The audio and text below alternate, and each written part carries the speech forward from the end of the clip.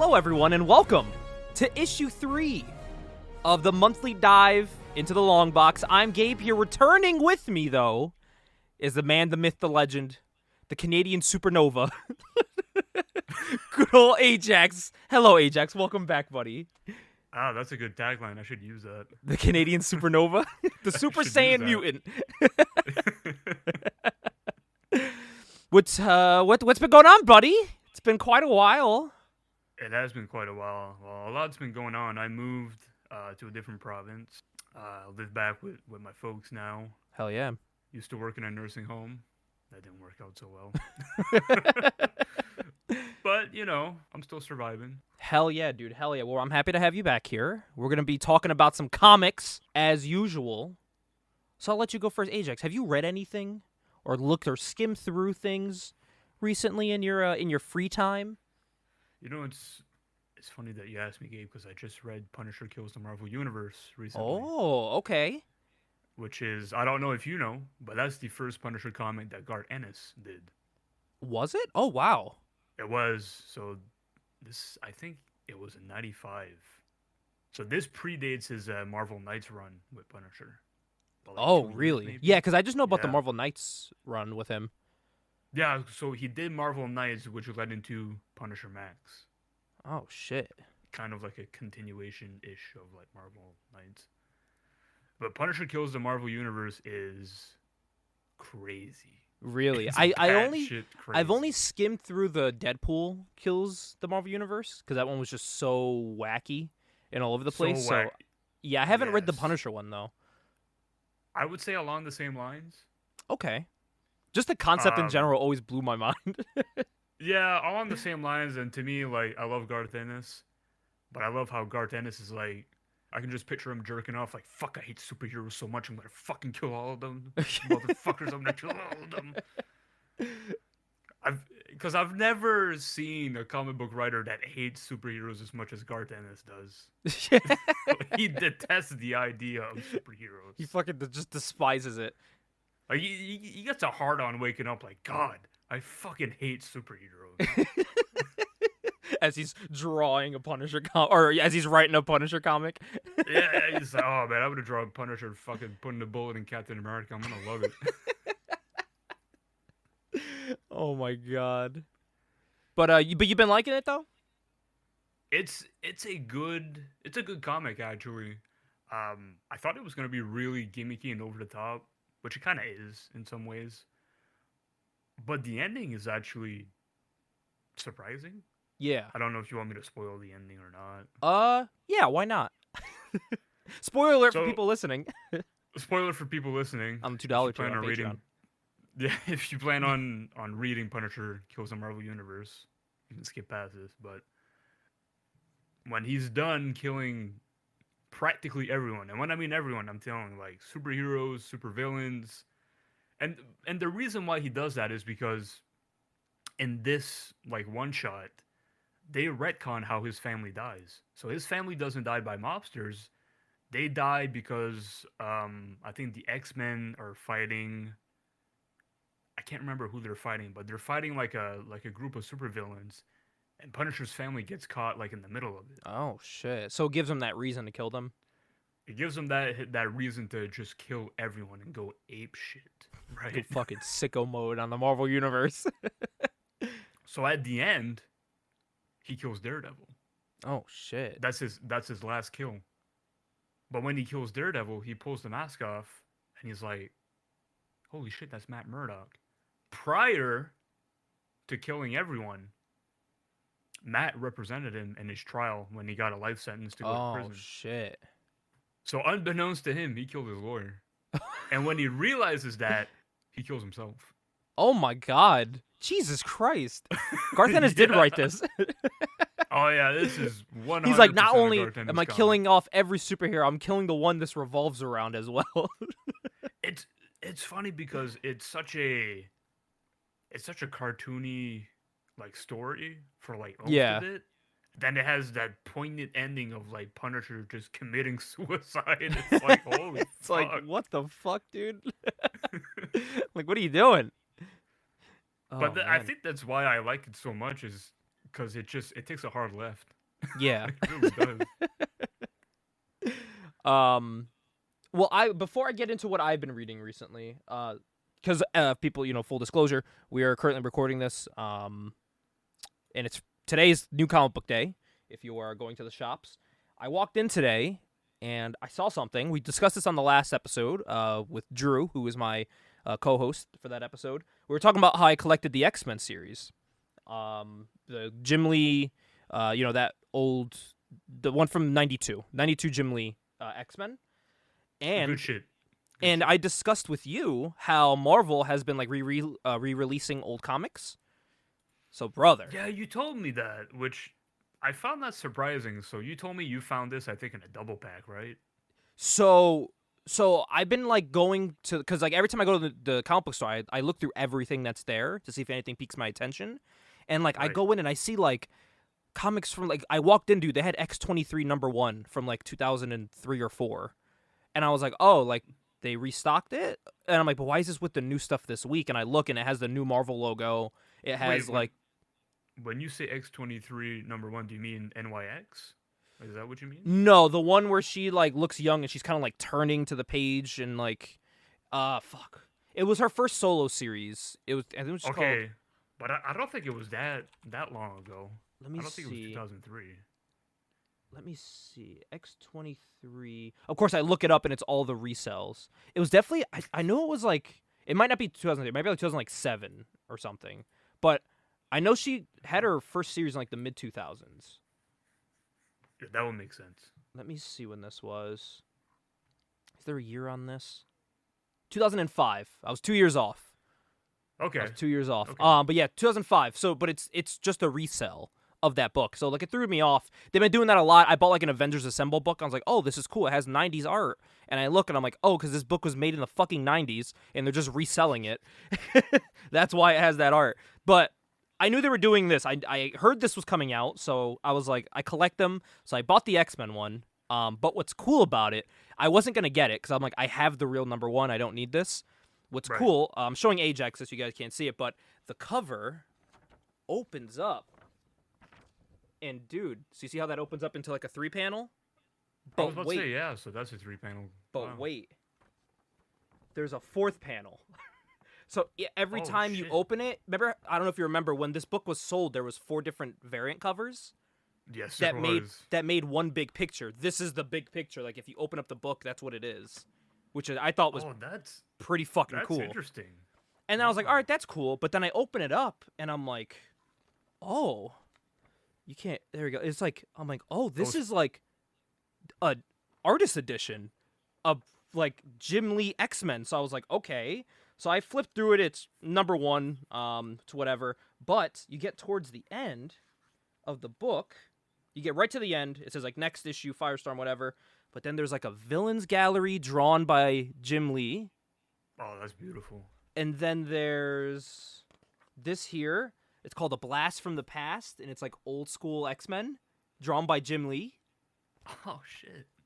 Then they have this. I thought was real cool. This is kind of sealed the deal. X-Men at a pool party, drawn by Jim Lee, and right here, Colossus has a thong on. Oh hell yeah. And then Psylocke, of course, the main focus. And I was like, what the fuck? And then I kept turning. This was cool too, man.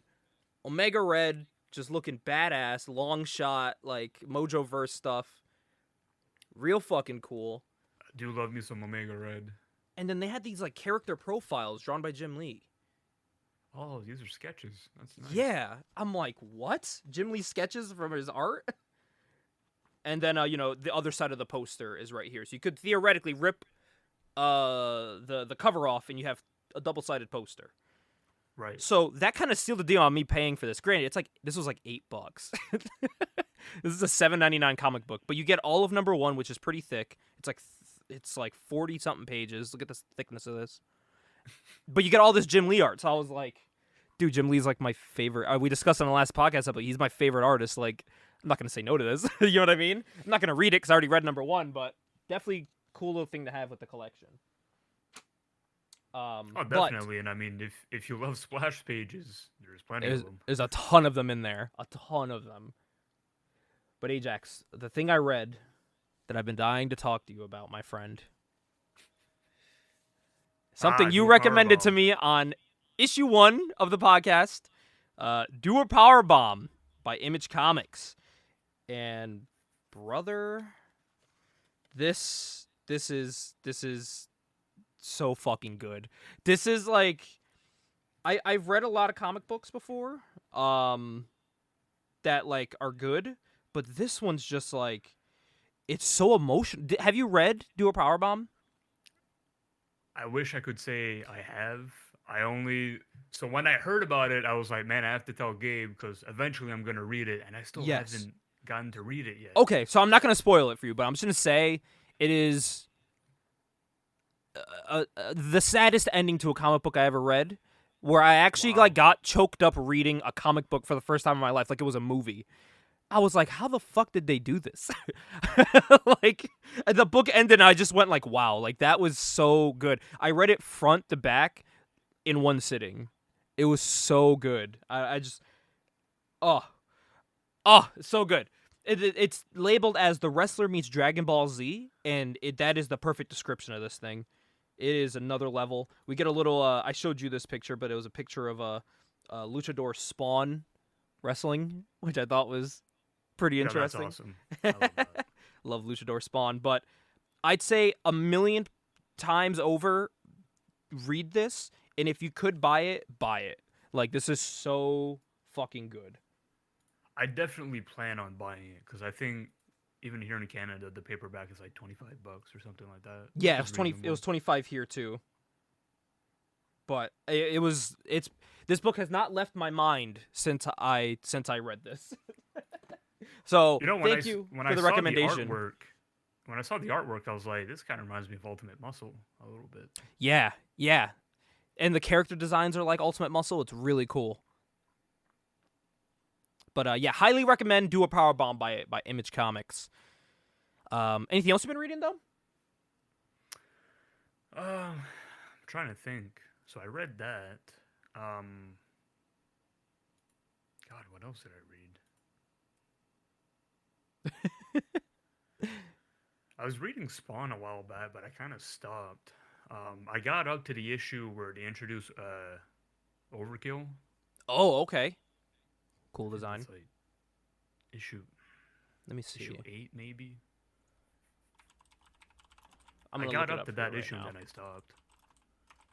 First appearance of Overkill, issue 6. Issue 6. Okay, Yes. so I got up to that.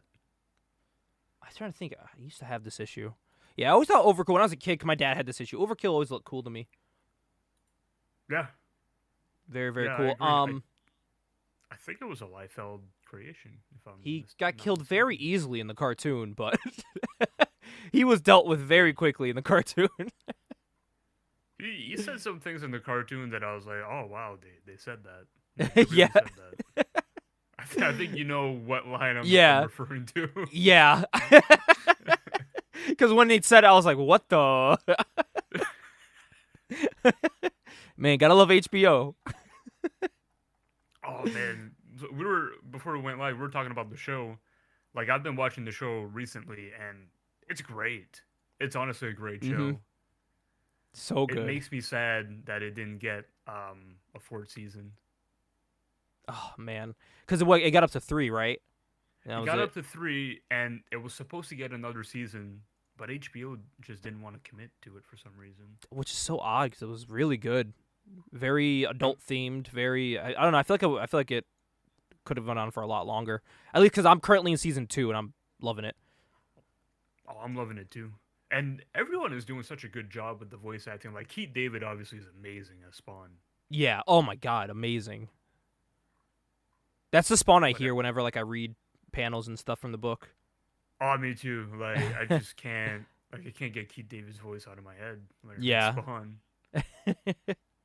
Man, I'm looking here. McFarlane just released a updated Overkill figure. Like recently. Oh, really? Looks pretty fucking crazy. It's huge. It's like massive. But I'll it looks give really that cool. to Todd. Todd always Todd always knows how to release cool figures and get people's attention. Yeah, it's like later. It's later overkill to where like his face is like decaying and shit. Oh shit. He's so scared of designing his 90s like designs currently. I don't know why. Yeah, I'm not sure either. I don't know what his thing is. We haven't gotten a legit 90s Spawn. We always get the Spawn with the big boot he likes to make. Yeah. But that's about it. We haven't gotten anything else. Which kind of pisses me off. I kind of referred to that as like Mortal Kombat Spawn. Yeah. And like I see it, I'm like, it's close. Like it's there. But it's not the Spawn I have always imagined. You know?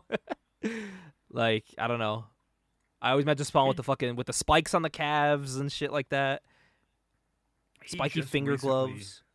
He just recently made a new series called The Scorched, which is a Spawn team-up book. Oh, which shit. I find interesting. Yeah, so it's like, I think it's Spawn, Jessica Priest, she Spawn. I want to say maybe a Redeemer. Is that the one? Is she the one with that has the red suit with the long red hair? Yeah. Yeah, okay. Yeah. Because I remember her number 1 came out, and I almost picked it up, but I think I just like forgot to, and then by the time I realized, oh shit, I never got it, it was just too far into it already, and I was like, all right, I'm out. I think it's already like in, oh god, like what's her series called? Oh god, I don't even know what her series is called now, but yeah, it got so far into it, I was already like, all right, I'm out. It was a cool cover though. She had the fucking big ass guns in her hand and shit. It was pretty cool. Oh yeah. You know, super Todd McFarlane. Did you wait, what? I'm looking up I just had like Spawn up here. I didn't know there was 2 other Spawn movies. I knew there was the first one. Spawn movies? Yeah. Spawn 2, which came out a year later. This one was... I'm trying to see... Why is there no images of this? Okay, this looks like it was an animated movie. But it was animated like the... Okay, it was an HBO Max home video, and it was animated like the TV show. But it was labeled Spawn 2 to take place after the movie. And then there's a Spawn 3, which was... Is this a real movie? So, you know what Spawn I think 3 that is, Ultimate Gabe? Battle. I think what that is they took seasons of the show and they just put them all together. Oh, okay, like, yeah, because this is like animated again. Yeah, I think they just put it as like one long continuous. Okay, movie, I guess that would make sense because I was like, I'm pretty sure I would have seen or known if there was 2 other movies. Oh yeah, I see here. Yeah, it was like there's like chapters, but it's like all animated. That's wild. Okay. Well, the more you know. I thought I uncovered something crazy. I was like, wait, hold on a second. Well, if you don't know if anything else has been read, I got just my last 3 to knock out. They're not anything really crazy. Well, I should mention that out of all the I don't want to spoil anything, but out of all the big issues that I guess we're going to be covering, I did read Savage Dragon #1. Okay. We will be briefly discussing that. I do want to hear your take on it. These are the last 3 things I've been reading, like continuously, which is this always piqued my interest. It's called Excellent. It's a Marvel book. Yeah, you put that in the notes. I was like, that's a real book. Yeah, and like, confused. And this dude on the cover is the dude from Deadpool that spit the acid. Have you seen the Deadpool movie? You saw the Deadpool movie, right? I saw the first one. I didn't see the second one. Oh, so the second one's wild, dude. The second one has like he makes his own X-Force team, and it has like Shatterstar, like live action Shatterstar and shit. That sounds great. I need to see that, and then this dude's in it. I forgot his name already, but this book is wild. So it's like 2 teams: the Excellent and the why am I drawing a blank right now? Excellent is something else. It's X something. Like they're rivaling groups. One's a bad guy group, one's a good guy group. He's obviously in the part of the bad guy group, like the head of it. But this is like Marvel's take on like a Homelander character, where like if any little thing goes wrong with this plan, he spits acid in people's faces and kills them. He's just like he's a tyrant that like is obsessed with power, but the whole premise of the book is that they're fighting for followers on social media. So it's like a modern. It's a very modern book. Are we sure he's not British since he's obsessed with like throwing acid in people's faces? Oh, I mean, he could be. There is a British person in this, and she talks all British-like. She's a teleporter. Technically Psylocke is British. Technically, right? Yeah. Technically, she's British. Technically. But yeah, I just thought I picked up this book because the art is very unique as well. That's my big thing now. I'm picking up books where they look different on the inside. So like I picked it up, I was like, oh, this looks interesting. Then I read it and I was like, oh, this is actually kind of cool. Like, it's a cool little concept of these guys, but it involves Marvel characters like Doctor Strange and shit. Right, I can agree with that because I feel like I don't know if a lot of comic books now, but some comic books that I see now, I find to have like very boring art to look at. So if I see something that catches my attention, like art-wise, I'm more inclined to read it. 100%. That's actually something with another thing I have here on my my reading list here. But this one, it's just like I also think like the premise of heroes fighting for followers and trying to like kill each other to gain, like every time something bad happens to the other team, they lose followers. You know, and they're all obsessing over it. But the characters are so weird to the point you don't remember that you're reading a Marvel book, and I think that's what I like about it. This doesn't feel like a Marvel book at all. Like throughout the whole time. I mean, it's an X-Men book too. They're all mutants. It's a Marvel book, but like they're doing all this stuff, and like the stuff like they're showing people's their faces melting off very vividly. Like it's very gruesome. And like the way he's written is like a Homelander, where he's like very mean to everyone and like verbally abuses his girlfriend and stuff. And you're like, what the fuck? And then you get reminded, they're like, oh yeah, now we're gonna break into Doctor Strange's place and steal one of his books to do bad things. And you're like, holy shit, this is still a Marvel book, because like Doctor Strange is in it now. You know what I mean? It's like a weird fanfic book, but I kind of like it. So that's been and it's like 4-issue series, and then they call it the end of the season. So this is the second series, so it's called they're back for season 2. So they treat it like a TV show. But yeah, I would recommend checking it out if it's definitely, I feel like it is definitely something that wouldn't be everyone's cup of tea, but definitely check it out. This is something I probably will. This is something though that I think you would even appreciate. Because I don't know about you, Gabe, but I haven't really read a whole ton of X-Men stuff past Astonishing X-Men. So yeah, that's the thing about this one. It's like they're mutants and they're called X whatever, but they never mention the X-Men, which is real odd. I know they're associated with them because this book existed, like the series existed years ago, and this was like the big return to it. Granted, you don't have to read the old series to understand this one. I'm a fact of that because I never read the old ones. But I guess in the old ones, like Wolverine showed up and all that stuff. So they're definitely connected, but in the new series, they never mention it. So it's almost like you're not even reading an X-Men book. It's like real odd. That's what I was saying. It's like a weird fanfic book, you know? It's like, I don't know how to describe it. But actually, you know what? I'll just get this out the way. I am reading an X-Men book now, though. Extreme X-Men is back. Very popular series from the 2000s and 10s. So this is another book that you put down in the notes where I was like, that's not a real book. Like, you just made that up. So I knew this book existed in like the mid-2000s. So when I went to the store, I thought it was another resell. This is why they're getting confusing with it. That's why I recommend don't do this. And if you are, sell books that don't look like newer books.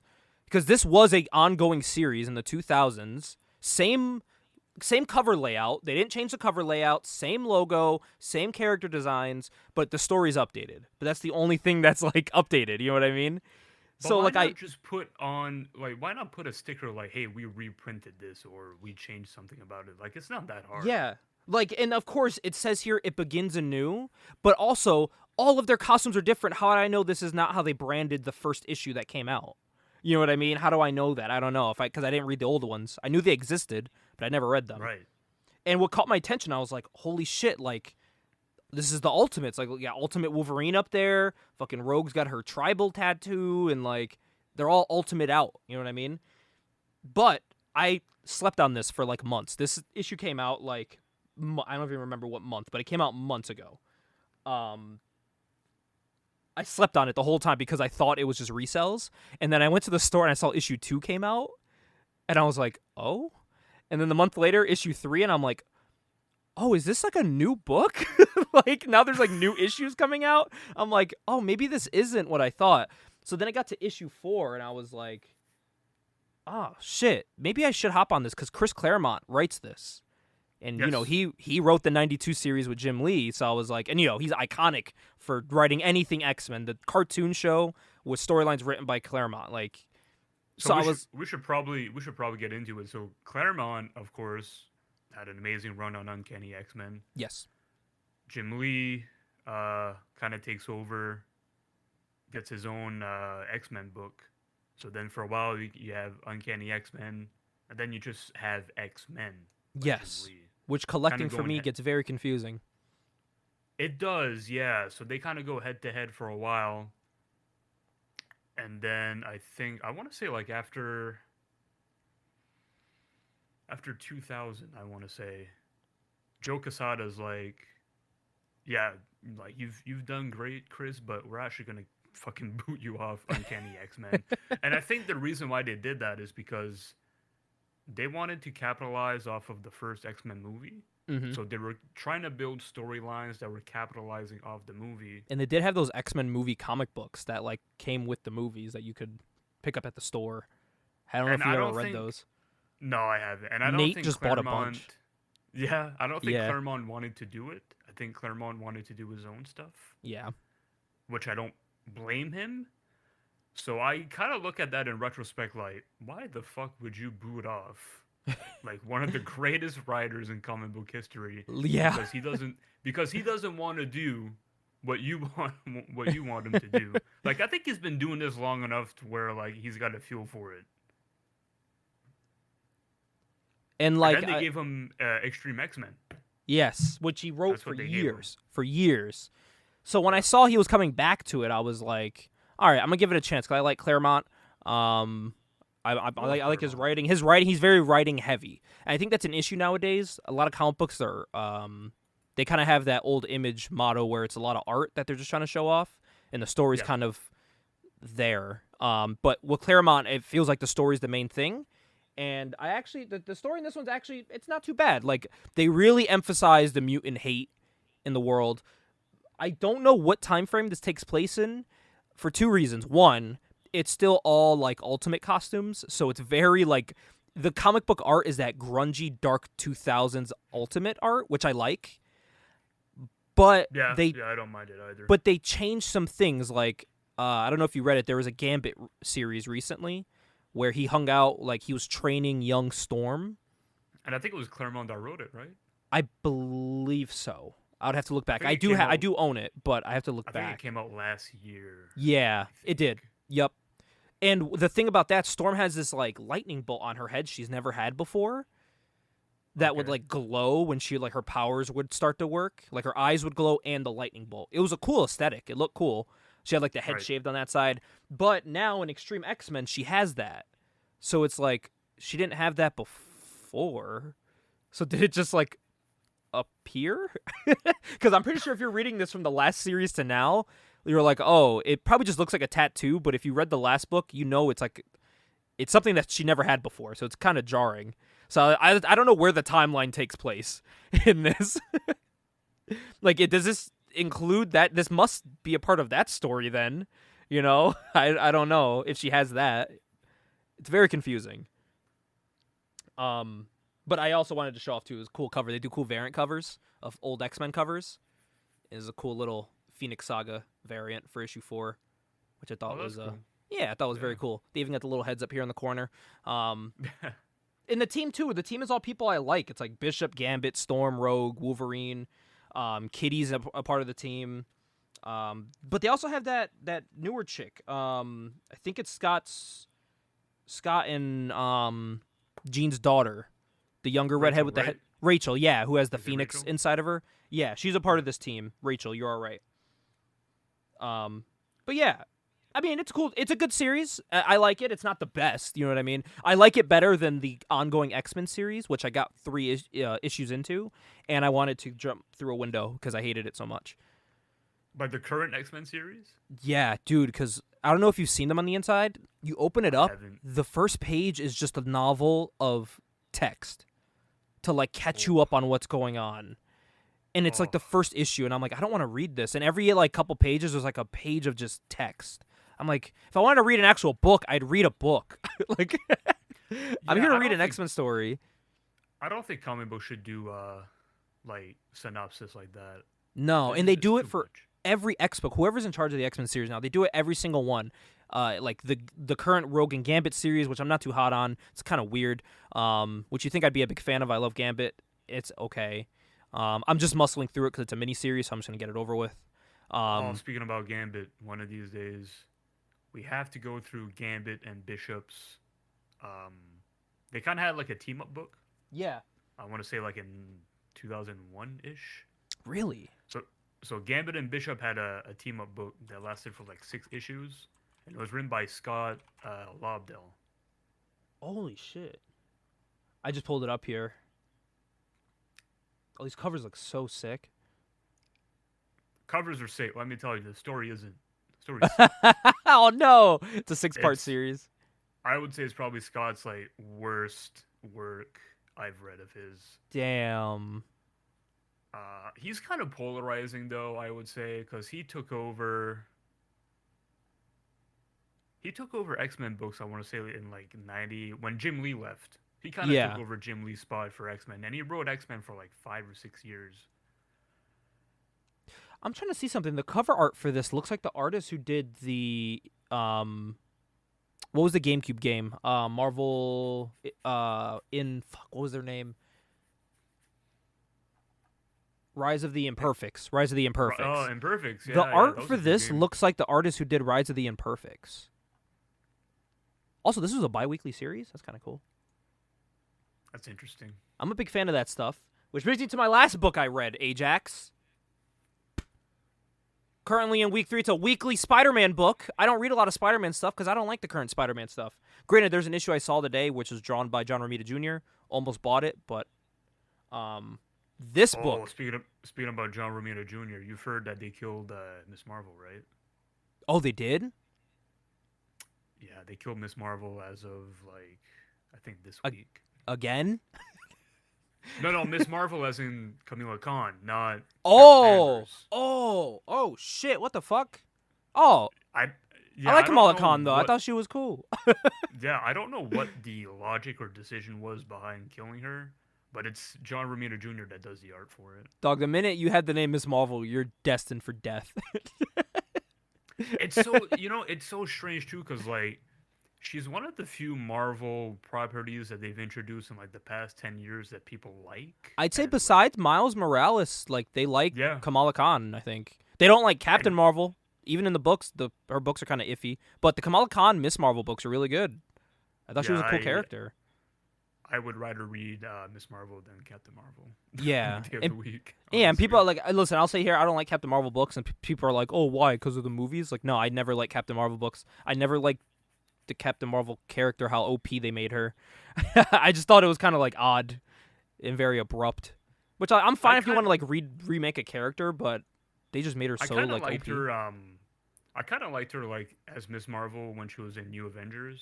I kind of Yeah, with like the black suit with the blonde hair, the long like- blonde I hair. like that look a lot. Like that's a really good look. That's the look she had when Rogue fucked their shit up. Took her Exactly, powers. yeah. Oh man. But oh, by the way, my last thing here, it's a weekly Spider-Man book called Spider-Man 2099 Dark Genesis. It is a weekly book. A weekly Spider-Man book. The art in this, Surprising. the art in this does not look like any other art that's out there right now. Looks really cool. Story solid. It takes place in that, like Nueva York, like that 2099 New York era. There's like a creature that like this vial exploded on this rich guy who was trying to, like, all the poor people were trying to break in and stuff. He broke this vial over himself and he turned into this creature that is, he like feeds off of murdering people and their blood. So like in this book, like in the first couple pages, people are getting their heads cut off and shit. And I'm like, what? In a Marvel book, dude's heads getting decapitated. People are getting their bones broken. Like, you see the bones, like, shooting out of their legs. It's, like, very gruesome. And the creature has donned himself the name of Carnage. So, it's a Carnage book. But the premise around it is, I just thought it was a really cool concept where Carnage isn't just, like, a symbiote person. It's, like, the only way to stay alive is by killing people and taking their blood. And it gets stronger, which is, I thought was kind of cool. Yeah, oh, and it's you not a can bad get premise. you can get infected with it too, and like die. If he doesn't kill you, eventually it will. But yeah, cool. Venom's in it. Venom's not what you expect. It's this younger girl, who was dying, and her dad was a scientist who found this groundbreaking thing to use to heal her from dying, and it ended up being a symbiote that he called Venom. And now she's Venom. So, and she's angry because they kill her dad. Spoiler alert. That's her villain arc. They kill her dad, and now Venom has taken over her body, like how Venom does. And she's like, stop killing people. And he's like, nah. And he like cuts a dude in half. Venom's like, nah, we're gonna kill someone. It's Venom's written the same way as you expect from like the cartoons and stuff. But the art in this is very cartoony-ish. Like you could definitely look like it could be animated if done right. So I like it. I think it's a cool series. It's currently on issue 3. I picked up issue 3 today. Haven't read it yet. It introduces Blade 2099, and issue 2 introduced issue 2 introduced Blade 2099. Issue 3 introduces Punisher 2099. So She's like, "Oh, Mr. Venom, please don't kill anyone else." And then Venom's like, I'll kill anyone I fucking please. what the fuck? Where the hell did that come from?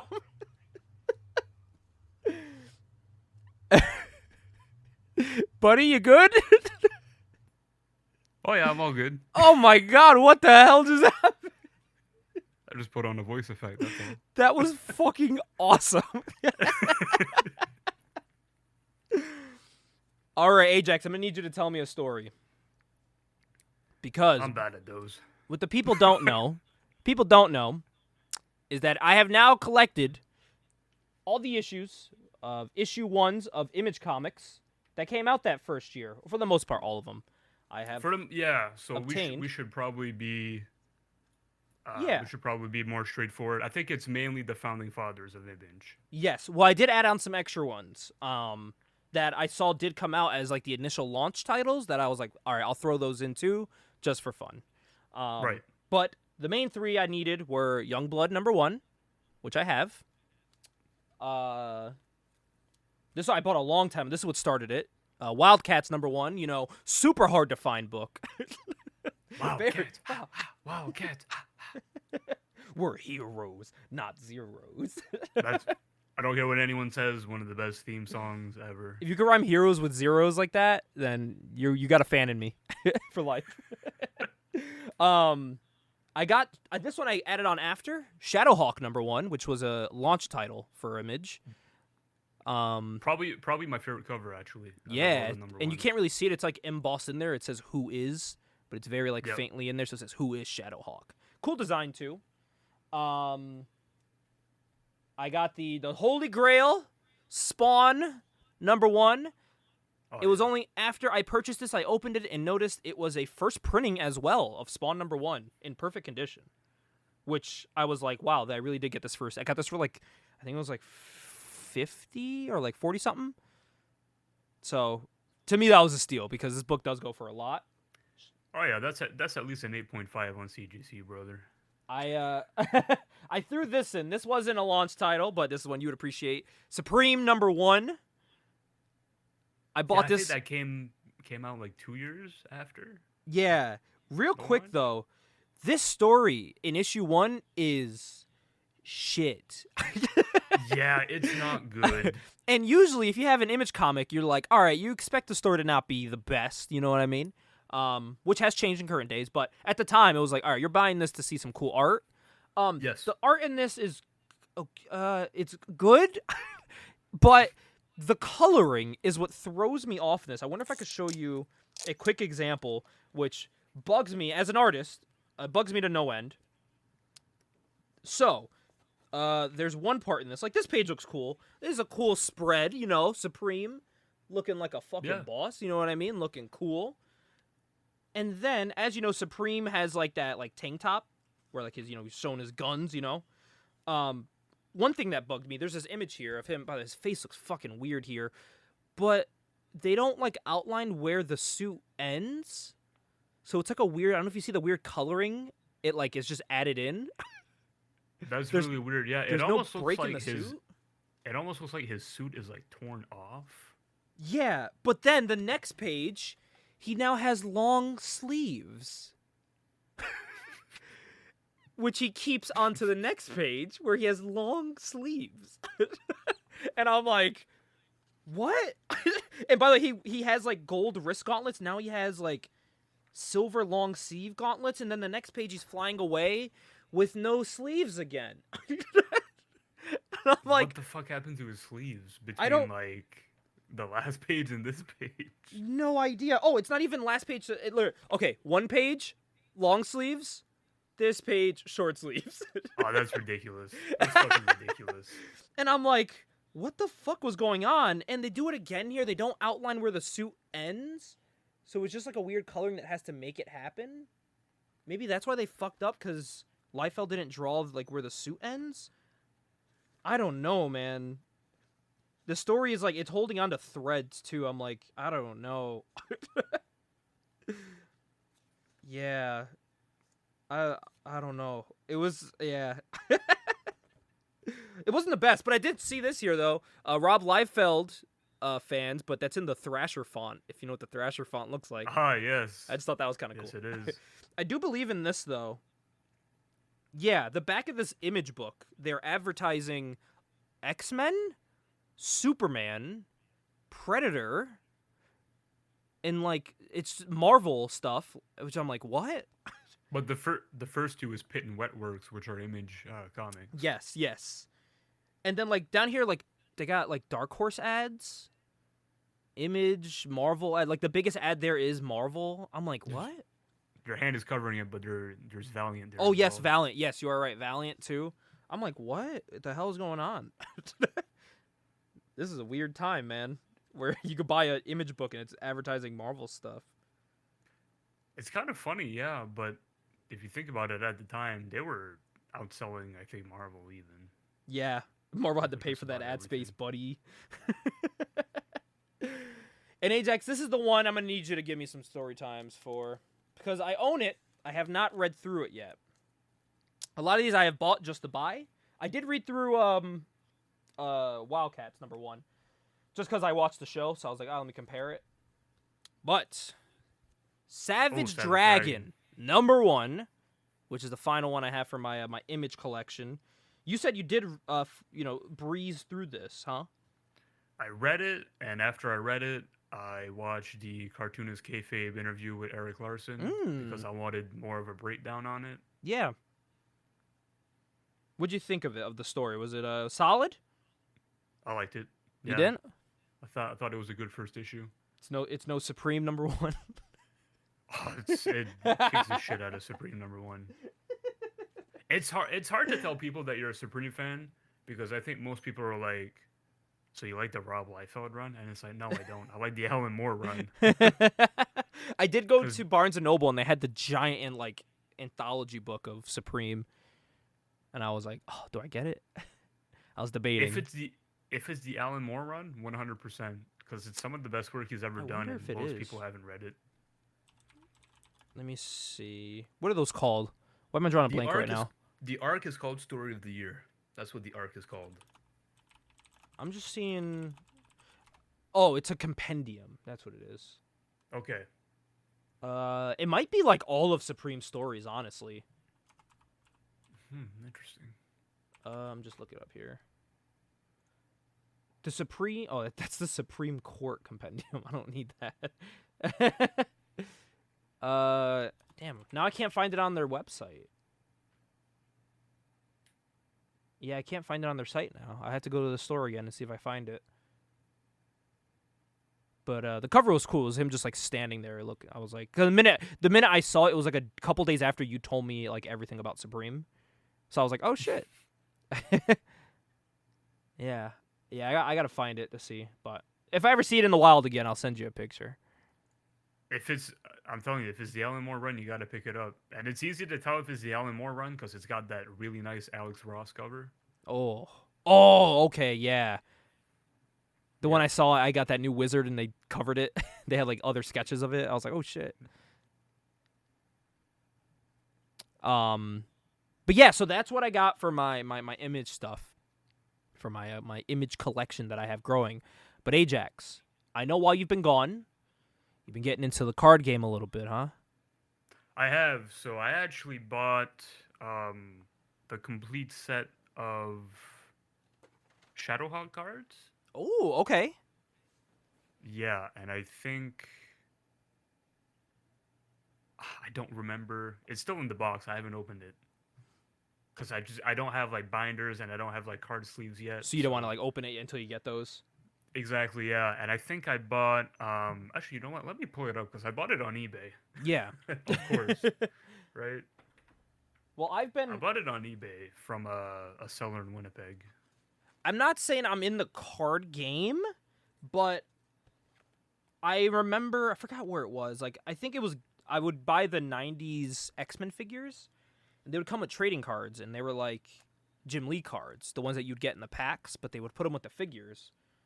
So I was like, fuck it, I'll start buying the whole set. I have a binder where I am nowhere near 100% with these, because there's like 100 and something cards. But I did knock out like all the team cards and stuff, which I thought was really cool. Oh, nice. Very nice. And then like one day I just like stumbled across on like an Instagram seller who was like, "Hey, I'm selling an 100% set of Youngblood cards." And I'm like, "Well, I got the Youngblood Bendums and I got Youngblood #1, so I might as well get the cards." So I did. I'm I bought looking them. at it now. I bought the Youngblood cards as well, the full set. Some of the art on these really good. Some of them really not. Like I would you'll imagine, go from yeah. you'll go from like an image like this. I don't know if you can see it here. I don't know if you can see this here, Ajax. For people at home, you can look up the card number. It's card number 2, where it's a very cool Liefeld card. You know, a lot of detail, a lot of shit going on, right? Yep. You go Oh, from yeah. that. That's a good You one. you go from that to this card here, which is card number 22 of Bedrock, and it's like, what is this? Oh, that's awful. I'm like, what the hell is this? It's so soft. Like it's got no detail Yeah. to it. There's nothing there. I mean, this card's garbage. And then there's just some weird ones here too, of like this here of him screaming, but it's like the coloring looks like he's burned. I don't know. I'm not even sure who that's supposed to be. I have no idea either. Does it say on Does the it back? say on the card? This is supposed to be Sentinel. I didn't even recognize it because it's so close up. Yeah. So there's a lot of hits and misses in this one. I think why is because some of these are like pulled from panels or they're like original art. Or not original art, they're like pulled from panels. So I think that's why, and the ones that are original art are like very quickly made. So they don't look as Yeah. good. Unlike the Jim Lee cards where they're all original cards, but they all look amazing. Also, randomly in here, they just have a Shadowhawk as a part of it. Of course, right? I'm like, all right. Gotta cross-promote, baby. Gotta I think if cross-promote. you're doing a comic book trading card set, I think it should be all original art, in my opinion. 100%. I think that's the way to go. That's why the Jim Lee cards are like my favorite thing, because it's all you're buying original Jim Lee pieces that he made specifically for these cards, which I thought was really cool. And I think that's why people hold that set still in high regard to this day. Mm-hmm. There's a book about the cards, Written and drawn by Ed Piskor. and the book comes with exclusive cards. Oh, I just hit my mic. Comes with exclusive cards that make that cover I described to you earlier. That iconic that's number right. 1 variants. You put them together and it makes all of them, which is pretty cool, if you ask me. I've also been because of you, I was like, all right, I'm gonna get some cards. So right now I'm scooping up these wizard cards that I got the stack of here. Ooh, I just got a Witchblade trading promo card from Oh, Wizard. is it? Oh, I don't think I have the Witchblade one. I have. Oh wait, no, I don't. I have the Spawn one.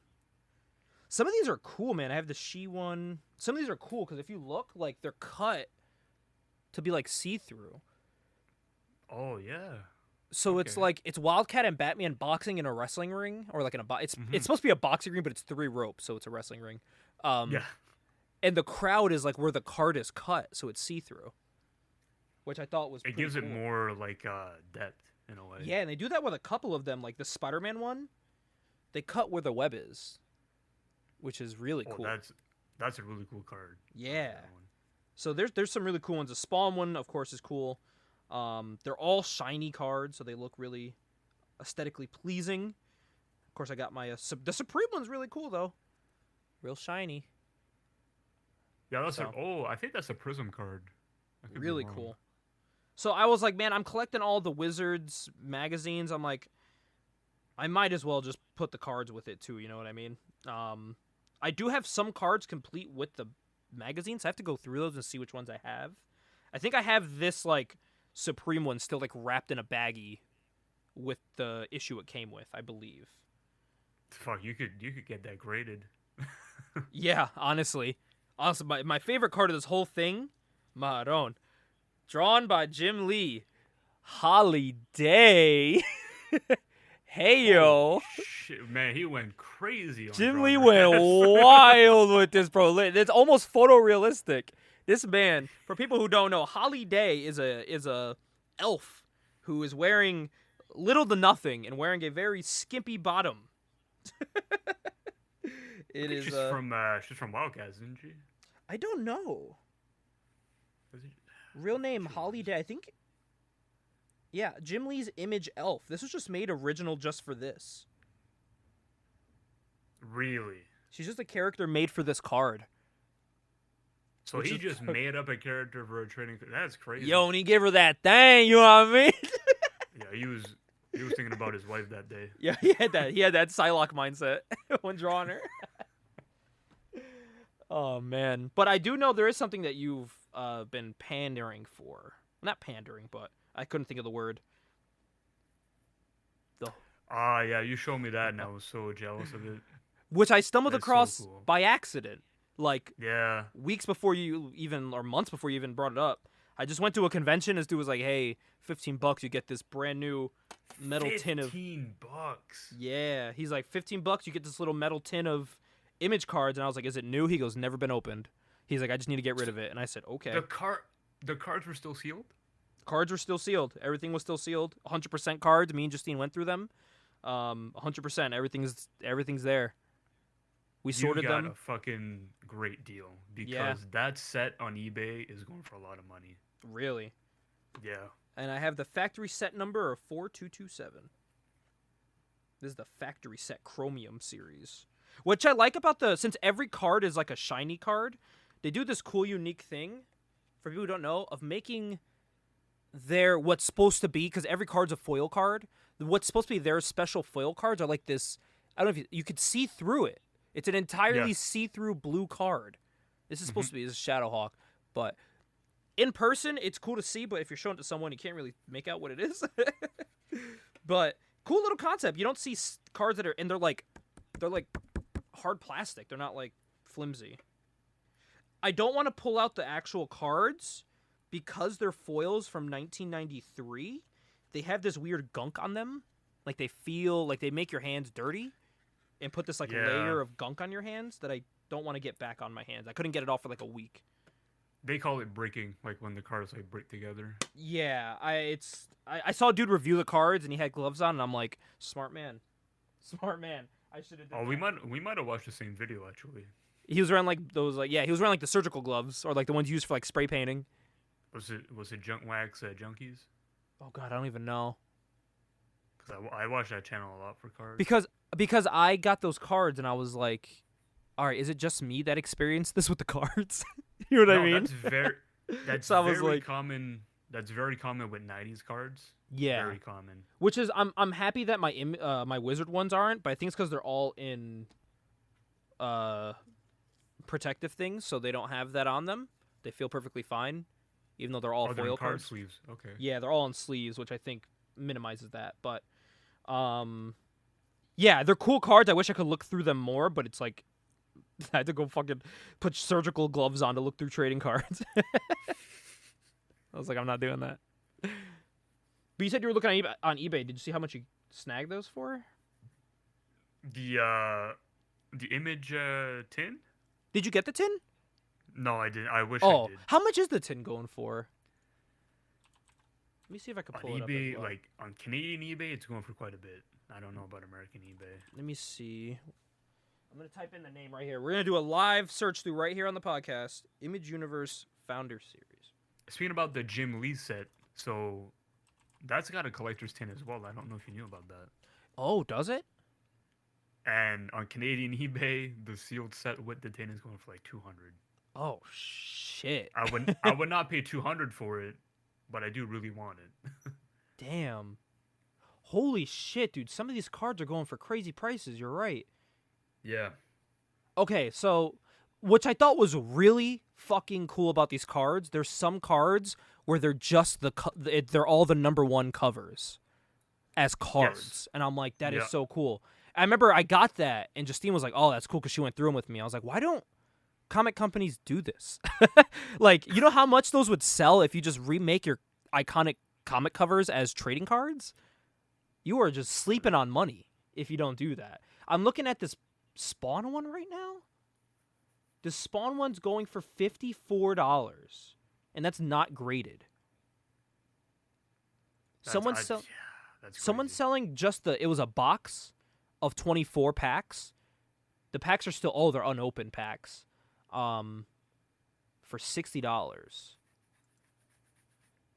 And that's not the tin. So I have the tin, but the cards are opened. Damn, the tin sealed was $110?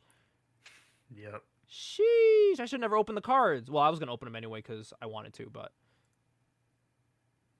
damn, that's crazy. Yeah, but I mean, like with trading cards, like you still want to find a way to display them somehow, even if it's just like in a binder. Yeah, so I have to get a new binder so I do want to put these in a binder so they're not in the tin anymore so I can show them off.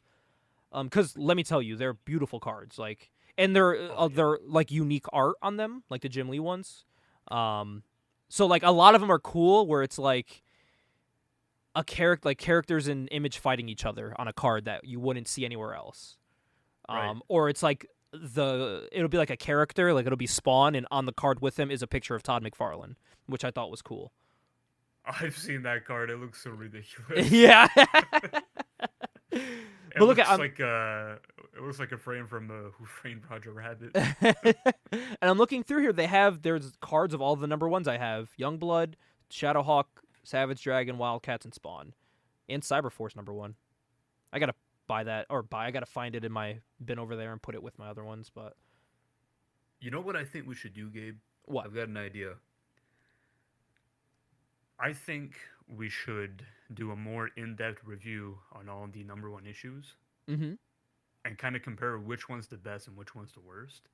100%. And we could call it like generations of Image. So like we can do all of the #1s of the Founding Fathers in the first year, and then the year after, I think that's when Witchblade debuts. Yes.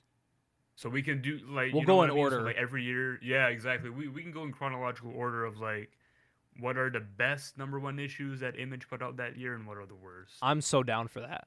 I'm also down to do for a Patreon video me putting the cards in the binder, but we go through, like, we look at each card individually as I put them in the binder. Oh yeah, that's a Of good this idea. I set. like that. That Could be cool, you know? Because I'm going to put them in a binder anyway. Might as well look through the cards with everyone instead of just talking about them. Make a video about it, you know? Might as well, yeah. Like, I think that could be a lot of fun. Definitely something we could do. But Ajax, the last topic before we do our This Month in Wizard. It's a touchy one, my friend. What are your current thoughts on the Marvel Cinematic Universe, the universe that has taken the world by storm, has made comics cool. What are your thoughts on what's currently going on with Marvel's Cinematic Universe? If you have any thoughts. I think the MCU is both a great thing for comic books and a bad thing for comic books. And I'm sure people are going to be like, well, how is it bad? Because it makes them so much money, right? Mm-hmm. And it does make them a lot of money. And I mean, it has brought in a lot of new people that were not familiar with comic book culture. Like, now they know, like, the Guardians of the Galaxy. Yep. Which they were like D-list characters for years, you know what I mean? Yeah. But I think, like, the MCU is great for Marvel, makes them a ton of money. I don't think it's great for comic books because it doesn't bring in any new readers. No. And I think the big thing, like, you don't leave the movie theater going, oh, I got to go read the new Eternals comic book. And I think that's kind of Marvel's fault in a way, because if I was Marvel, what I would do is, if it's a grand premiere of a movie, why not hand out fucking promo copies? Yeah. Of, like, issues. And my brother mentioned this too, like, you know how they're reselling old books? Instead of just re-releasing random books, if there's like a new Avengers or new, I don't know, TV show like a She-Hulk, like when She-Hulk came out on Disney Plus, why that month it premiered, why did you not send out She-Hulk #1 reprinted? You know what I mean? Or like one of her most iconic books. Choose one and reprint it just so people could get reacclimated with the character and see what it's about. Because if you're watching She-Hulk and if you are interested in reading, there's no She-Hulk series going on, so why the fuck do you care? Or why would you go buy a comic book if you can't even read about the character that you now like? Yes. Which it blows my, just promoting wise, blows my mind. I never understood. Or like, nowadays, I feel like when I'm reading a comic book with Marvel, or even, I don't know, DC's, with Dawn of DC, they actually got away from this, kind of. When I'm reading the book, it feels like it's being made to be made into a movie or TV show. So, like, There's not a lot of action. There's not a lot of over-the-top stuff happening because it's like, all right, if this was to be made, it can't be done in real life. So it's like which is like fine because it's realistic, but it's like, come on, I'm reading a comic about people with superpowers. I want to see some crazy shit happening. You know what I mean? Give me something interesting. Like I read Moon Knight recently. I mean, it's a good series, but the whole thing revolved around him just being a therapist. And at night, he would just fight crime. And I'm like, this is a mystical creature guy. You know what I mean? Like, what the fuck? What's going on? That could be an interesting angle. Like, yeah. If it's done well and if it's in the hands of, like, the right guy to do it or the right woman to do it. Yeah. But I think 9 times out of 10, like, that's gonna be pretty fucking boring to read. People can't say, "Oh, you didn't read it far enough." Dude, I got like 8 issues in. And I'm like, "All right, this feels like I'm in like season 2 of a TV show cuz 80% of the thing is just dialogue of like nothing happening. There's like maybe one thing that happens in the book and it's like the teaser for the next one." You know what I mean? And I'm like, "What the fuck? Like it's building up for this?" Don't get me, like the writing was good and I was like, "Okay, I'd watch this show." I'm not saying it would be a bad show. I was actually hoping the show was like that book because it is a cool concept, and his secretary was a vampire, so he could only take like his clients at night. Cause that's like when his oh no, he could only take them in the morning. Cause that's when his whatchamacallit, his what are they called? Secretary. That's the only time the secretary couldn't leave. You know what I mean? Cause she can't go out in the sun. Okay, that's kind of an interesting premise. And then at night he would do all his Moon Knight shit, you know, like, and he would like black out still and like become Moon Knight, but like he would black out. He wouldn't black out between himself and Moon Knight. He would black out between Moon Knight in the suit and Moon Knight with like the hoodie superhero suit. So it was like, wait, what? How are you blacking out between the same character? Like I get in the show, like he would black out between his regular life, you know? But I was like, what? I don't know. But I feel like that's where a lot of stuff's how it's being written now. And even with the movies, I'm kind of out on the movies, which sucks. I was there like every midnight premiere for Marvel movies, but I don't know. Like especially after Infinity War, I was kind of like, all right, that should have been it. Like I think that was a time to either end it or start something completely new, which they didn't do. Yeah, they just kind of like, they're like, okay, Moved well, on. we're gonna do Infinity War, and like we're just gonna bring everyone back right after that. It's like, Yeah. oh, okay. Like I think that should have been your starting point for like X-Men and stuff. Because like now we're past that Avengers stuff. We're past it. You highlight your Kamala Khan because they wanted to make her their first mutant, which I'm fine with in the TV show. They established that. Spoiler for if you didn't watch the TV show. They say she's a mutant, and they say the word. Did you see what happens in that scene? Do you mind if I tell you? No, go for it. I haven't seen the show at all, but go for it. Good show. But when they tell her Yeah. she's a mutant, she's like all shocked about it. Like, or she finds out there's more mutants like her. They tell her, and in the background you hear "da-na-na-na-na-na," and then it like fades out. So like they play the X-Men song for it, and it's the cartoon song. Wow. And it's very subtle. So I'm like, fuck, like that's cool. And I'm cool with them introducing new X-Men. I'm fine with her being an X-Men, when they do it. But I'm like, that should have been like, I don't know. You should have just kicked off with some X-Men shit. That should have been your show. It was X-Men. Yeah. And that's how you should have kicked things off. And I told my brother too, we came up with this whole idea of like how X-Men should start. And I was like, all right, I know Marvel. I know how they like to write. Marvel likes their diverse characters, right? They like to highlight certain characters that wouldn't be highlighted before. So I was like, how about you start off what happened?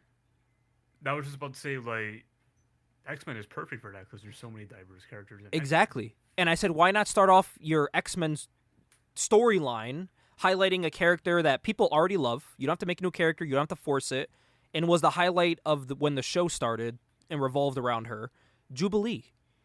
I'm fine with. I was just gonna bring her up. Imagine if that was your starting point for X-Men. One, people would have liked it because it's Jubilee. Everyone loves Jubilee. You're not forcing a new character people don't like. You're not like changing something about a character to fit a certain criteria, which does happen a lot. Like Jubilee is a minority who is adopted, who is a woman. That's right up Marvel's alley. They love all of that. You tick all those boxes. That's your thing, That's how you start it. She's Asian too, which we don't have. There's not a lot of representation of that. Besides Shang-Chi, no. No, and she's a very like. I love Shang-Chi, but like it is kind of stereotypical. You know what I mean? Like she's not. Ways, She's just I yeah. like it, In a ways. In some ways. I don't get me wrong. I love it. But like when you think of like an Asian superhero, you don't think of just like this girl who chills, just hanging out with friends and blowing bubble gum and just being a everyday person that has mutant powers. I just thought that'd be a cool starting point. I'm glad they were talking about Jubilee because I thought they had found the right girl in the Fox movies. Oh, They 1,000%. I thought they casted Lana Condor, Yes. and I was like, she looks the part, but they never wanted to put her in the yellow jacket.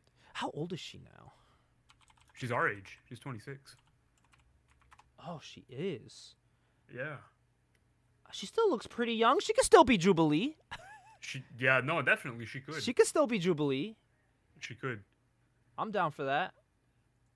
But yeah, I just remember, and I might be remembering wrong, but I don't remember her wearing like that iconic yellow jacket that she always wears. I think they did for a moment. The one where whatever the last one was. Age of Apocalypse, was it? I think so, because that one took place in like I think it was like I don't know what year it was supposed to take place in, but she did have the yellow jacket. It was like a leather jacket, but she. Oh, was it? Okay. Yeah, but she didn't have the glasses. She had glasses, but they were just like pink Ray-Bans. That was it.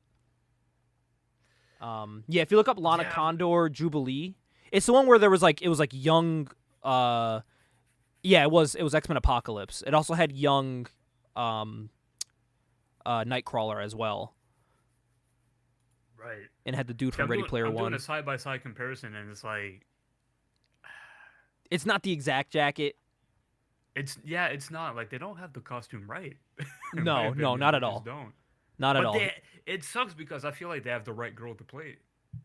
I never understood that about things, and Marvel does this. Marvel is starting to get away from it.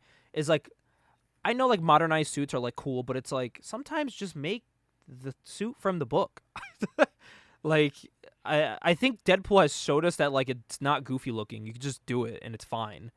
And That X-Men, and, Fox's X-Men obsessed over that shit. They loved making everything leather and like modernized. It's like, no, just give us what they look like. Yeah, what was the last X-Men movie? What was the Dark? I think it covered the Dark Phoenix saga, right? Yeah, I didn't watch that one. I think they did the Grant Morrison suits, the new X-Men suits. Oh, the blue and yellow? I think so, which was very strange because they're doing those suits, but they're doing a storyline like from the 80s. Yeah, let me see. Weird. What the hell? Dark Phoenix was the last one. Man, they love ending their fucking trilogies on a Phoenix saga, don't they? They really do. Yeah. They love that shit. Yeah, it's the classic blue and yellow with like the. But the thing is, like, while they're all the blue and yellow, they're all wearing the same exact suit. They're all wearing what Cyclops wore, with like the yellow X okay. across the chest, and that's it. But they don't have like their I- unique colors. I thought they did the Grant Morrison suits. They may have. Let me see.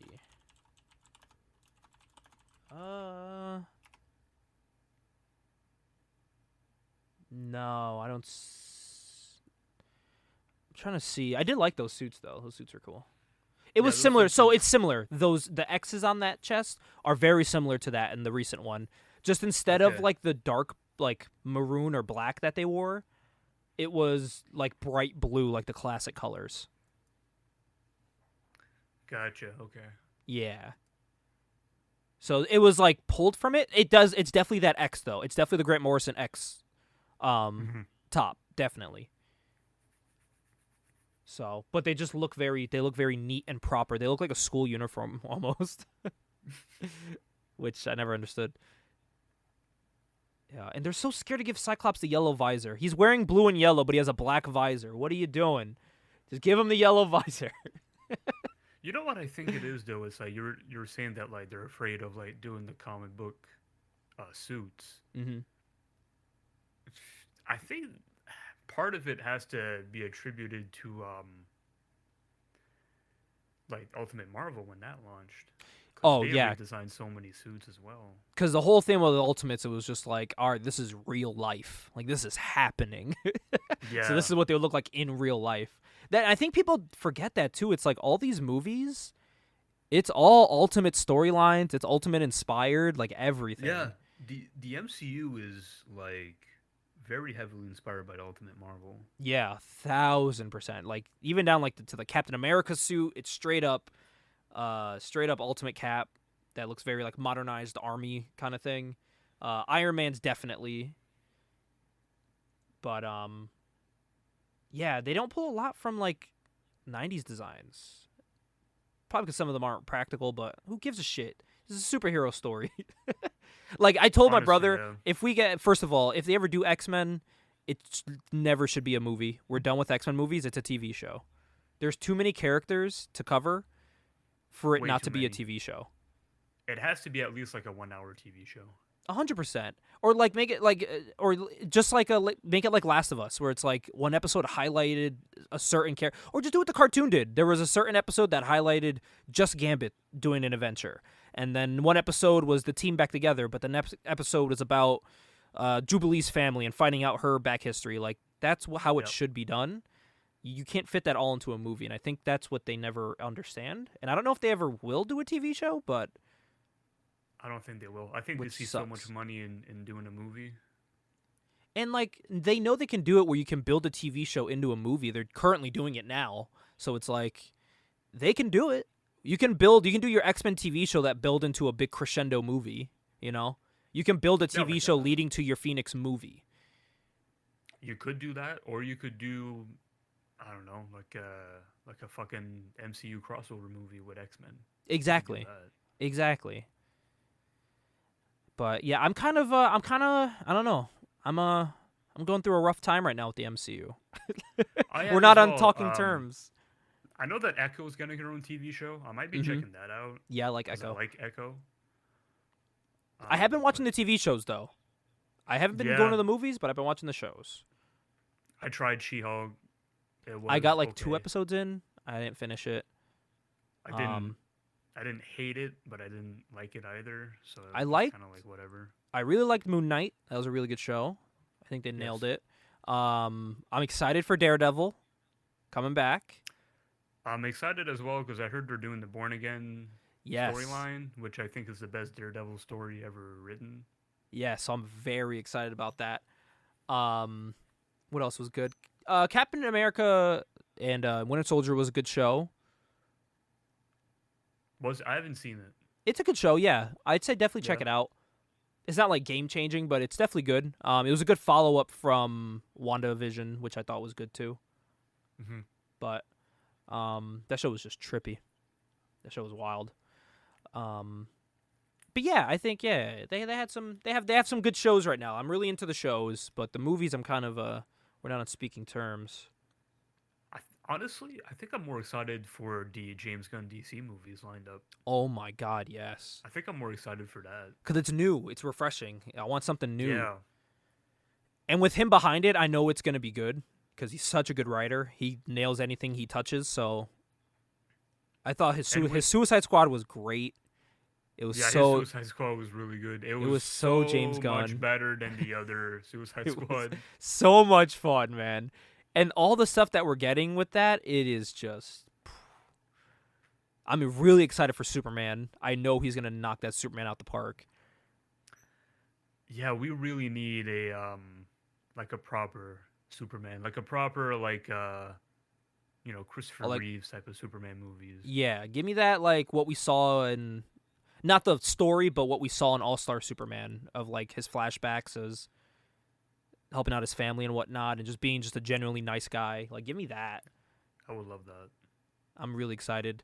I've actually like the Dawn of DC books. Earlier I was talking about how like Marvel stuff's made like it's gonna be made into a movie.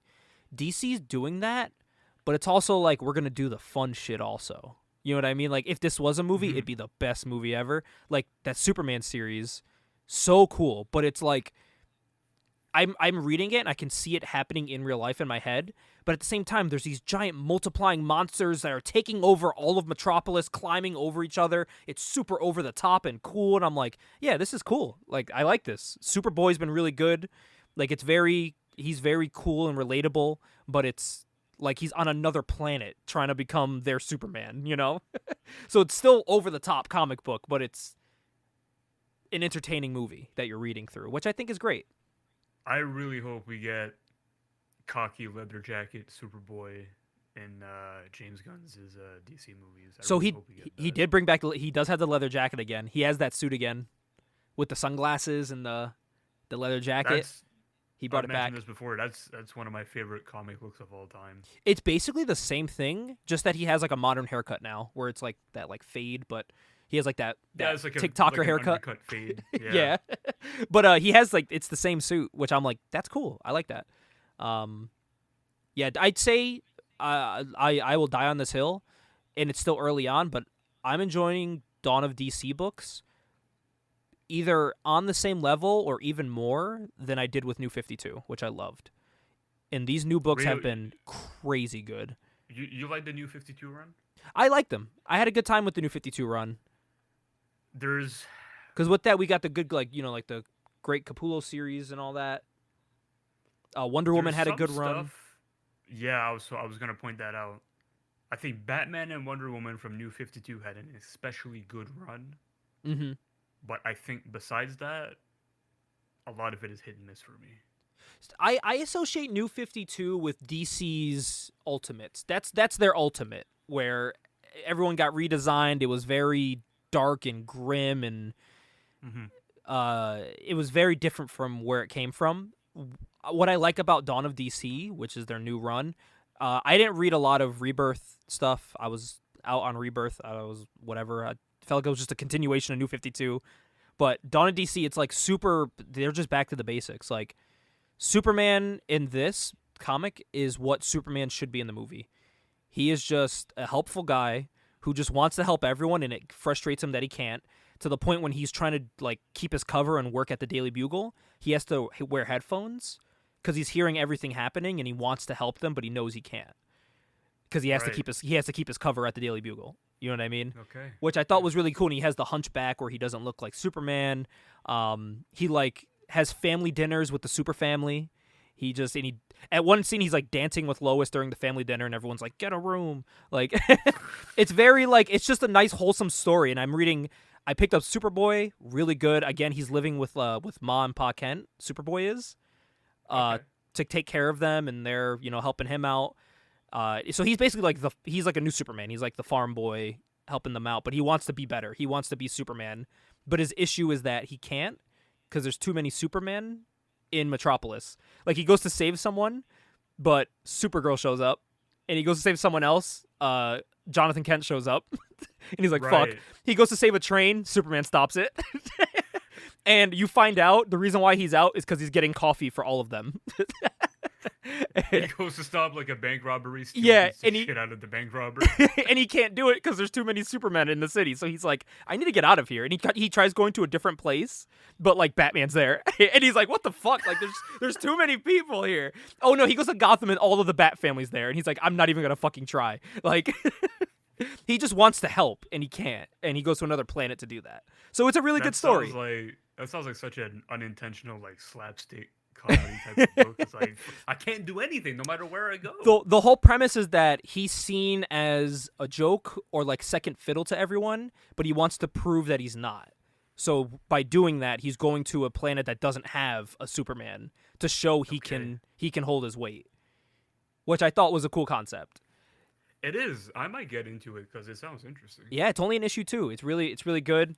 Green Arrow, really good story. Again, back to the basics. It's. I like the Arrow TV show, but this isn't that. This is still like, I'm gonna crack some jokes. Wise ass Green Arrow, like mustache and goatee. Everyone's got like original looking suits where it's not like over the top or complicated. It's all very simple. I haven't read Batman. Don't know if it's good or not. Batman Brave and the Bold. Haven't read it. Wonder Woman, haven't read any of her new stuff. I do see she has a daughter. They announced her daughter is showing up. Yeah, Trinity. Yeah. She looks cool. I'm willing to give it a chance. She does. Yeah. I'm willing to give it a chance. I'm actually shocked they didn't do something like this sooner. So I'm open to it. I'm cool with it. I think that book is going to be a collector's item like 20 years from now. Yeah, that's how I'm tempted to pick it up. Just to have it. Number 800. I think she's going to be a big character. And I think from the response I've seen online, people are really excited, shockingly. Because I know how like Twitter is when it comes to new characters, especially kid characters. Yeah. They're like very not cool open. Design. Cool design, and it's just like, it's still going to be like Wonder Woman, just a new era. And I think everyone's cool with that. Because it's like definitely... Damian had some growing pains, but Jonathan Kent worked until they fucked the story up.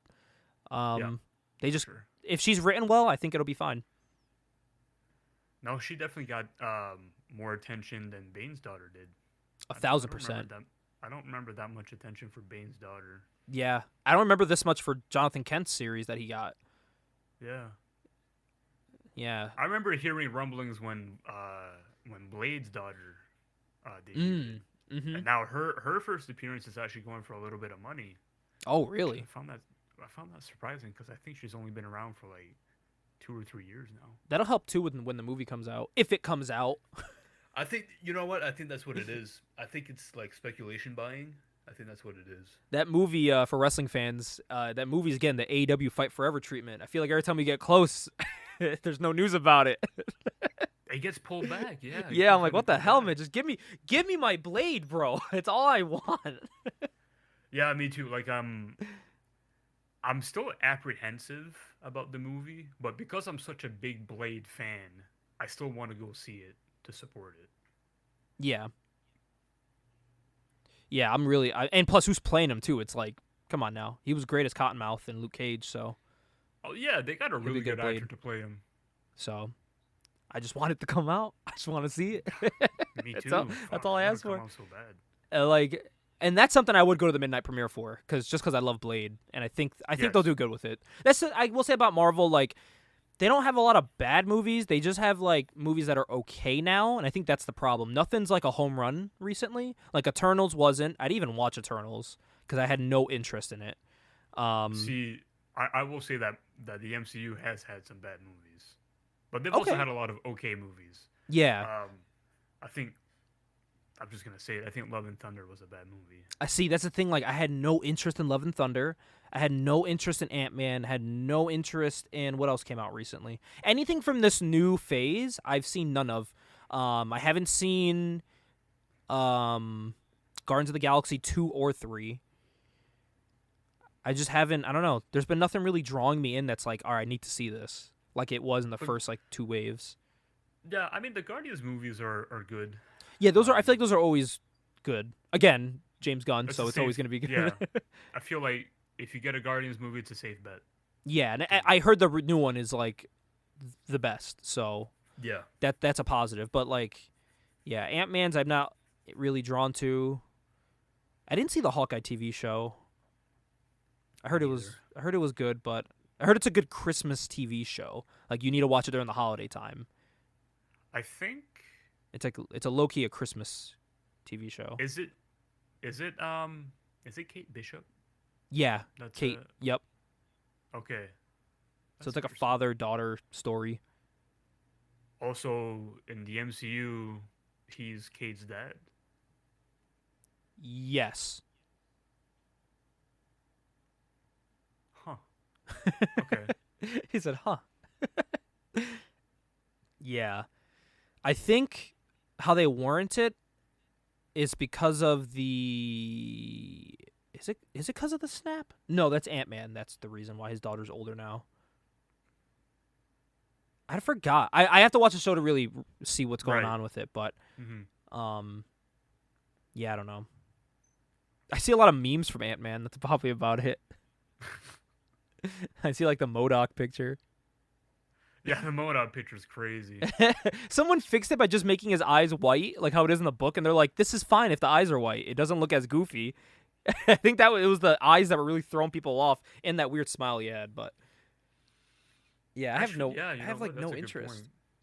I have like no interest. I don't know. They need to do something that blows me away. I'm just waiting for fucking Deadpool, and I'm waiting for X-Men and Blade. That's what kind of I'm my waiting bag for. as well. Like, I love X-Men, love Deadpool. You'll see a lot I of want some more. the movies we're waiting for were very popular in the 90s and early 2000s. Yeah, fuck, we're such boomers. Right? I want some more mature stuff. I think that's what I want from. The That's me MCU too. is I want more mature stuff. I think that's what I miss too about Marvel stuff is like, if it was a serious movie, it was a serious movie. I feel like every Marvel movie is a comedy now, And yeah, like. and that's my problem. It's like I don't want to see a comedy if I don't want to see a comedy, so I'm not gonna go Like, out and watch them.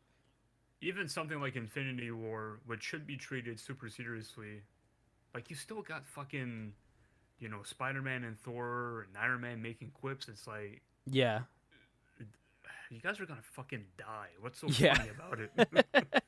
and I always like Thor because he was like a stoic character, but they made him into like a comedy guy, which I'm like is fine for whatever for like a character arc. But I always like Thor as the stoic one in the group. He was Yeah. like the one that he was the mindful, wisdom-filled guy that I feel like he isn't anymore, sadly. But that's kind of the problem I have with the MCU, is everyone just has to be quippy. Yeah. Everyone just has to have like one-liners and be. And I think funny that's what and- made Guardians so different at the time is because there wasn't that. Like, they were the only ones, they were like that funny group that you knew you were going to see, that you wanted to hang out with. But now, like, everyone's that character, so it's like no one's really unique anymore. I don't know. But Ajax, while we're talking about the MCU, we're going to go to our last topic here. This month in Wizard, as we finish this up, let's take a time machine, Ajax, back to the year May 1995. A new issue of Wizard magazine came out, and in this, they talked to Jim Shooter. Jim Shooter shoots from the hip. He's shooting. He's having a shoot interview in this. the huge homophobe Jim Shooter. And Ajax, in this, they are doing a casting call for a movie they think would never happen, The Avengers. Oh, interesting. So, let's take a look at what they cast for The Avengers. Starting off, the top man himself, Captain America. They have fantasy casted as Captain America Howie Long, who was a football analyst on Fox TV. Oh, that Howie Long. Holy Yeah, they shit. wanted him to play Captain America, who looked like a Jim Lee character, the way he was built. I was about to say, yeah, like when Howie Long played for the Raiders, like he was built. He was Yeah. a big guy. And he looks like Cap. I'll accept it. See, I would have went for Cap. I probably would have went George Clooney. Okay. I probably would have Okay. went with that. Well, let's see here. Thor is fantasy cast as Fabio playing Thor. Okay, that's just fucking ridiculous. They Like, are that's the most 90s answer you can give me. they are only going off of looks for this, I'm guessing. not acting ability whatsoever. Can you imagine Fabio as Thor? I can't, and I don't want to. It would be awful. On to the next one here. Iron Man, played by Timothy Dalton, who was Oh, that would be a good one. License to Kill, all that stuff. Yeah, Timothy was a good James Bond. A great James Bond, and I think he would at Yeah. this time, if he grew out the mustache, would have been a phenomenal Iron Man. Yeah, because in the 90s, he still would have been like early 50s, maybe. Yeah. Tigra. Yes, Tigra was fantasy cast for the Avengers.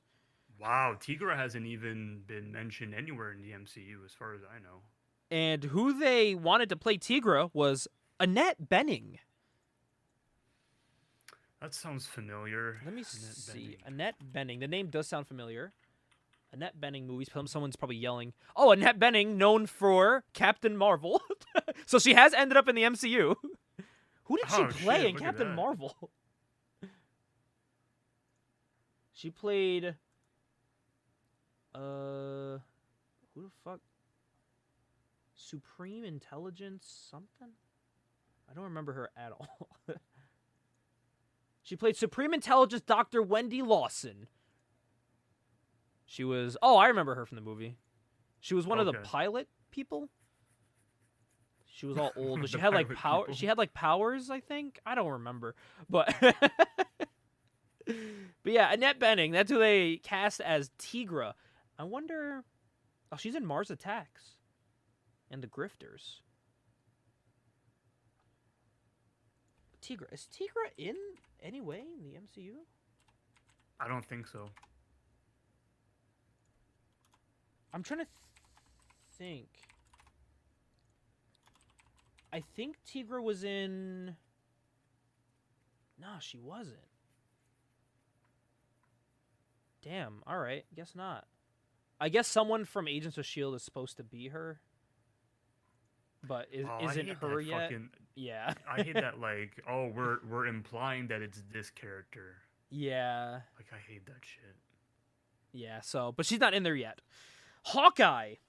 Alright. Hawkeye, in the year 1995, was fantasy cast to be played by Emilio Estevez. Emilio Estevez as Hawkeye? Yes. No, I can't see it. This is a person I don't know. Scarlet don't know- Witch. Oh, Oh, sorry. I thought you were going to say I don't know Emilio Estevez. Oh, I was like, no. what? Oh, no, I know Emilio Okay. Estevez. I was like- Isn't I that was Charlie like, man, you Sheen's... Isn't he related to Charlie Sheen? got- Yes. Isn't that his brother? So Or- they're brothers, yeah. They are? but Okay. He just decided to go with a different name. Yeah, I think because Sheen isn't Charlie's real name. I think. I don't remember, but I know Let their me dad see. is Martin Sheen. Oh, so probably Emilio. Yeah, he probably just changed it to Estevez. Oh, no, their real name is Estevez. Wait, Charlie Sheen's real name is Carlos Irwin Estevez. Okay, I didn't know that at all. Wow. actually. Martin Sheen's real name is Ramon Antonio Gerardo Estevez. What the? Holy Hispanic. I was about to say that's Hispanic as fuck, man. Holy shit, bro. Latino King. Martin and Charlie Sheen. But yeah, Emilio Estevez as Hawkeye. This one I don't know. Paulina Porizkova as Scarlet Witch. She is very attractive. I'm guessing she was a model. Yes, she Yeah, I was. don't know Paulina that. Porizkova was a model. She was also an actress, though. She was in a lot of movies from the 90s that I've never seen in my life. She's Uh-huh. yeah, she's a very attractive woman. Yeah, they wanted her to play Scarlet Witch, so good for her. We continue. I sorry. think looks wise, I can kind of see it. We continue on here. Vision. This is actually an interesting casting I would have liked to see. Played by Peter Weller, as you know from RoboCop, Oh, wow, who is yeah. RoboCop. That would've been been- interesting. That would have been cool. You know what? Just take his voice and make him Vision now. That'd be cool. Yeah, honestly, I'd be fine with that. I think- Jarvis. You know what? I think that's actually good casting. They casted Jarvis as well. Real. Jarvis casted to play by John Hillerman from Magnum PI. Because at this time, Jarvis John was still a Hillerman. real person. He was a That's real right. butler. So, That's right. let's see here. Oh, it says, and what do Avengers do better than most and anybody? Why, beat the bejesus out of super foes. And of course, so here's our roster for the Masters of Evil, our heroes' punching bags. Baron Zemo was fantasy cast to be played by Jurgen Prochnow. Now. Jurgen, I'm Googling him. Prochnow. Why is I look that up and it says Das Boot? That's. What is he in? He's just in a bunch of movies from the 70s Oh, and 80s. he was in Das Boot. Okay. Wait, yeah, he was in that's- Judge Dredd? And Dune? Oh, the Wait. Stallone one. What? Yeah, and he's in the OG Dune. Why don't I Oh, remember? I've definitely seen this guy before. His face looks familiar, but I don't remember him. Yeah, I've definitely seen him before. They wanted him to play Baron Zemo. He had a beard in Dune. Yeah, they wanted him to play Zemo. Absorbing Man was said to be was fantasy casted to be played by professional wrestler Guardian Angel.